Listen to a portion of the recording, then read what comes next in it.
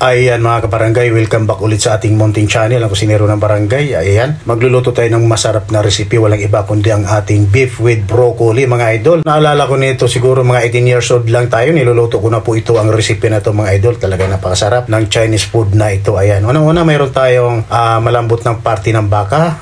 Dulo po ito ng sirloin kaya medyo may litid. Siyempre kailangan natin alisin ang litid para maging malambot ang ating beef with broccoli mga idol. Pero huwag po tayo mag-alala rito sa ating tinabas, kung tawagin nga natin dito ay mga scrap. Ay pwede naman natin gawing sabaw, pwede nating ulamin pa rin at napakasarap ng ganitong sabaw, yung mga medyo may litid-litid pa. So yan, hiniwa lang natin ng medyo pa-strip at palapad at syempre kailangan nating kontrahin ang kanyang grano or ang kanyang hibla para maging malambot ang ating baka.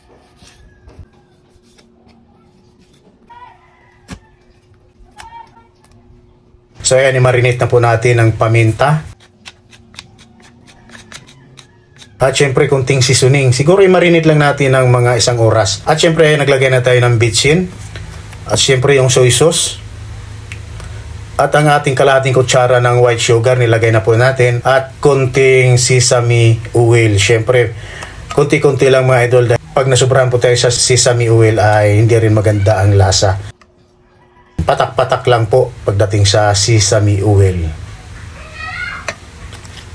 Ayan, siyempre halu-haluin lang natin. Ayan, at ang pinaka-importante natin rito, maglagay tayo ng cornstarch na siyang magpapalasa, magiging juicy at nagpapalambot sa ating beef with broccoli. Ayan, mananatili po siyang juicy at hindi tuyot ang ating karne pag nilagyan po natin ng cornstarch. So ayan, meron na tayong prepare na broccoli na mas makapal pa ang dahon kaysa bulaklak. Pero ganun talaga ang broccoli, so wala tayong magagawa dahil kasama po talaga sa timbang yan. So ang pinakamasarap lang rito, ang tangkay niya ay pwede po nating gamitin at ito po yung pinakamasarap na part ng broccoli, ang kanyang tangkay, dahil maliban sa napakalutong masarap po ang kanyang lasa.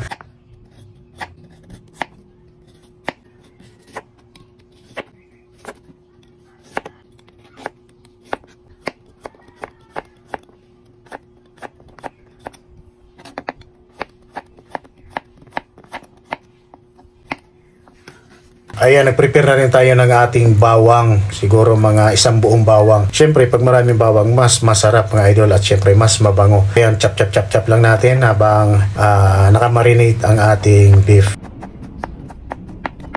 So ayan, napakulo na rin tayo ng ating tubig. At syempre naglagay tayo ng konting asin bago natin inuna paglagay ang kanyang tangkay. Tsaka natin sinunod ang broccoli flower mismo. Ayan, at siguraduhin lang po natin na half cook lang po ang pagkaluto natin rito para mananatiling fresh at syempre malutong ang ating cauliflower mga idol.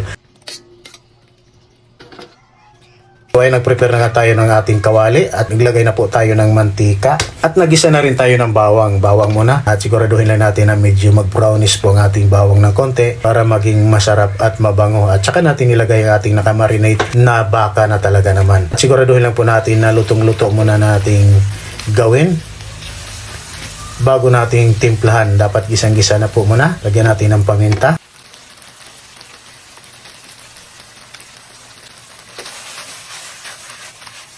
Kunting soy sauce mga idol at seasoning at syempre yung oyster sauce at syempre yung asukal, siguro mga kalahating kutsara. Lagyan din po natin para manamis-tamis ang ating beef with broccoli. Ayan, at ayan, naglagay na rin tayo ng tubig.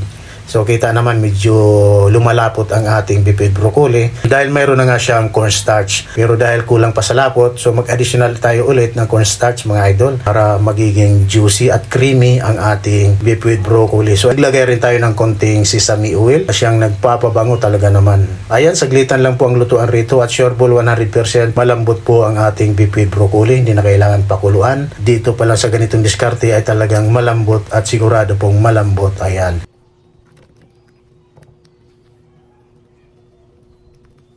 Tinappings na lang po natin ang ating broccoli. So depende po sa nakasanayan sa pagluluto. Pwede rin po natin ihalo ang ating broccoli para at syempre naglagay tayo ng konting pampasarap ating garlic flakes. Ayan. So ayan, ganyan lang kasimple, kadali magluto, gumawa ng beef with broccoli mga idol. Kita naman napakalambot. Mainit nga lang kaya hindi ko masyadong naahawakan. Ayan. At shout out po sa inyong lahat. Maraming salamat muli sa aking mga followers at sa mga bagong followers. Welcome po sa ating kusina, ang kusinero ng barangay. Ayan mga idol. Sa mga gustong umorder ng ating bagnit bagoong, nasa Shopee at Lazada lang mga idol. At mamaya ilagay po natin yung link sa comment section. Ayan ang ating bagnit bagoong na talaga namang masarap. At ang ating suka rapsa na mas pinasarap. Ayan.